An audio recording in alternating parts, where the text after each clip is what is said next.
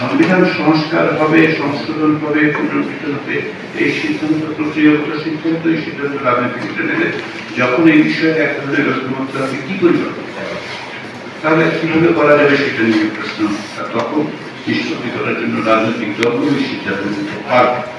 আমরা তাদের ফ্যাসিলিটেট করতে পারি, কিন্তু এটা আমাদের দায়িত্ব হতে পারে।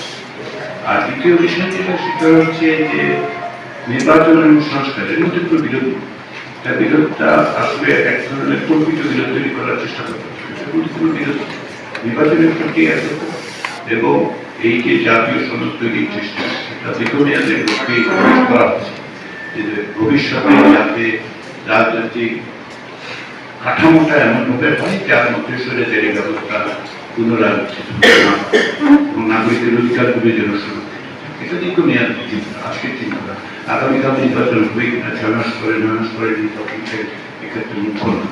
নির্বাচন কেন্দ্রিক যেগুলো, সেগুলোর ব্যাপারে কিছু আশু করণীয় ব্যাপারে, যেমন জাতীয় সংশোধন, এই জাতীয় কিছু কিছু প্রস্তাব আমরা সরকারের কাছে দিয়েছি, যেগুলো নির্বাচন ব্যবস্থা সংস্কার কমিশনের মধ্যে থেকে মানে উত্থাপন করা হয়েছে, সুপারিশ করা হয়েছে।